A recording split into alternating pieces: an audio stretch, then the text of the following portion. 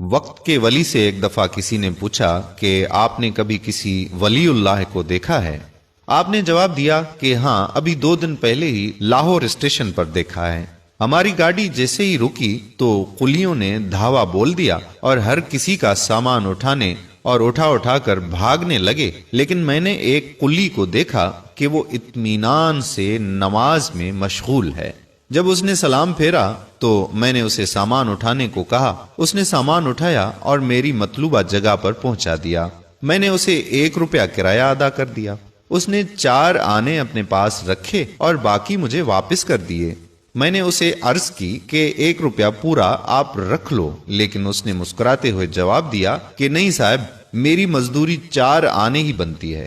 آپ یقین کریں، ہم سب ولی اللہ بننے اور اللہ کے ولیوں کو ڈھونڈنے میں در بدر ذلیل و خوار ہوتے ہیں۔ ہم سمجھتے ہیں کہ ہمیں مشکل ترین ریاضتوں، مشقوں اور مراقبوں سے گزرنا پڑے گا، ساری رات نوافل میں گزارنی پڑے گی، یا شاید گلے میں تسبیح ڈال کر میلے کچیلے کپڑے پہن کر اللہ کی صدا لگانا پڑے گی، تب ہم ولی اللہ کے درجے پر پہنچ جائیں گے۔ آپ کمال ملاحظہ کریں کہ ہماری آدھی سے زیادہ قوم بھی اس کو پہنچا ہوا سمجھتی ہے جو اب نارمل حرکتیں کرتا نظر آئے گا، جو رومال میں سے کبوتر نکال دے یا عاشق کو آپ کے قدموں میں ڈال دے۔ اللہ کا دوست بننے کے لیے تو اپنی انا کو مارنا پڑتا ہے، قربانی، ایثار اور انفاق کو اپنی ذات کا حصہ بنانا پڑتا ہے۔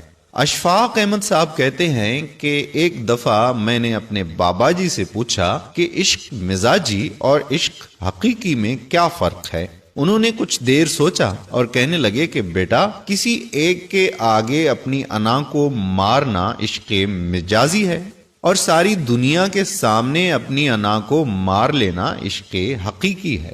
جنید بغدادی اپنے وقت کے نامی گرامی شاہی پہلوان تھے۔ ان کے مقابلے میں ایک مرتبہ انتہائی کمزور، نحیف اور لاغر شخص آ گیا۔ میدان تماشائیوں سے بھرا ہوا تھا۔ بادشاہ اپنے پورے درباریوں کے ساتھ جنید بغدادی کا مقابلہ دیکھنے آ چکا تھا۔ مقابلہ شروع ہونے سے قبل وہ کمزور آدمی جنید بغدادی کے قریب آیا اور کہا کہ دیکھو جنید، کچھ دنوں بعد میری بیٹی کی شادی ہے، میں بے انتہا غریب ہوں اور مجبور ہوں۔ اگر تم ہار گئے تو بادشاہ مجھے انعام و اکرام سے نوازے گا، لیکن اگر میں ہار گیا تو اپنی بیٹی کی شادی کا بندوبست کرنا میرے لیے مشکل ہو جائے گا۔ مقابلہ ہوا اور جنید بغدادی ہار گئے۔ بادشاہ کو اپنی آنکھوں پر یقین نہ آیا۔ اس نے دوبارہ اور تیسری مرتبہ مقابلہ کروایا اور تینوں دفعہ ہار جنید بغدادی کے حصے میں ہی آئی۔ بادشاہ نے سخت غصے میں حکم دے دیا کہ جنید کو میدان سے باہر جانے والے دروازے پر بٹھا دیا گیا اور تمام تماشائیوں کو حکم دیا گیا کہ جو جائے گا جنید پر تھوکتا ہوا جائے گا۔ جنید بغدادی کی انا خاک میں مل گئی، لیکن ان کی ولایت کا فیصلہ قیامت تک کے لیے آسمانوں پر سنا دیا گیا۔ ولی وہ ہوتا ہے جو لوگوں کی زندگیوں میں آسانیاں پیدا کرے، جو کسی کو جینے کی امنگ دے دے، چہرے پر خوشیاں بکھیر دے۔ جب کبھی بحث کا موقع آئے تو اپنی دلیل اور حجت روک کر سامنے والے کے دل کو ٹوٹنے سے بچا لے، اس سے بڑا ابدال بھلا کون ہوگا؟ رسول اللہ صلی اللہ علیہ وآلہ وسلم نے حضرت معاذ بن جبل رضی اللہ تعالی عنہ کو فرمایا کہ معاذ، تمہیں وہ عمل نہ بتاؤں جو بغیر حساب کتاب کے تمہیں جنت میں داخل کروا دے؟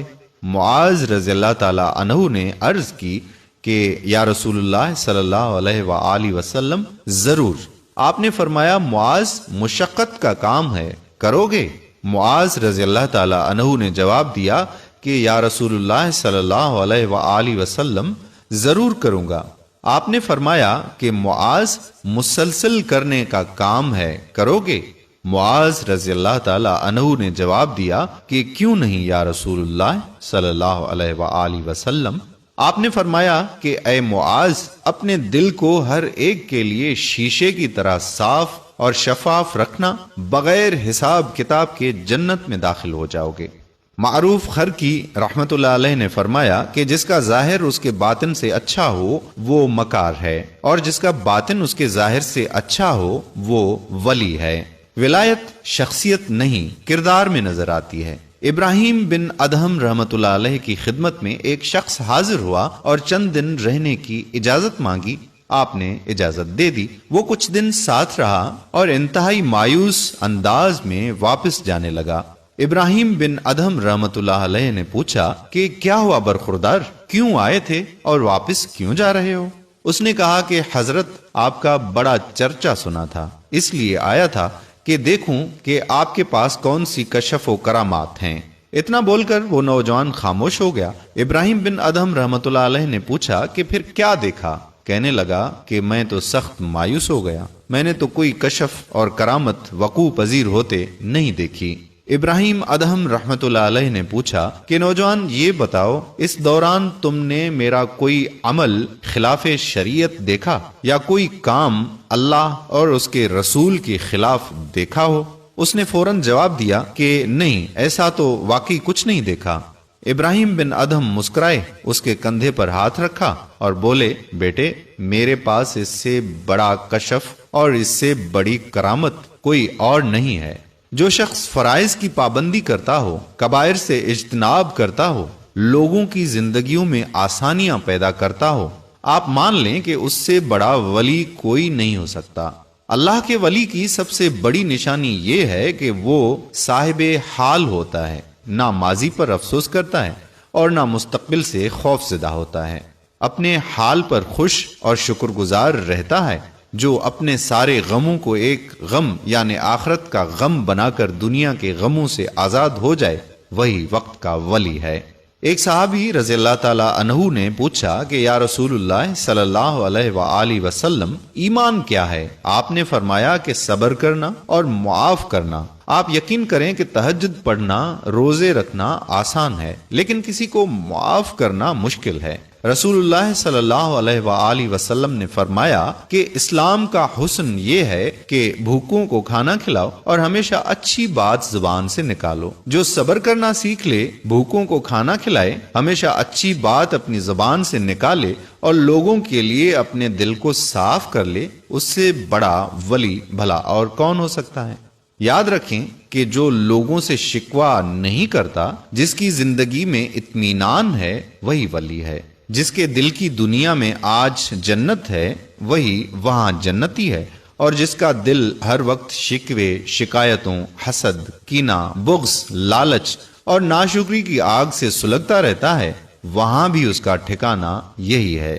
فرائض کی پابندی کیجیے، کبائر سے اجتناب کیجیے، حال پر خوش رہیے، لوگوں کی زندگیوں میں آسانیاں پیدا کیجیے اور وقت کے ولی بن جائیے۔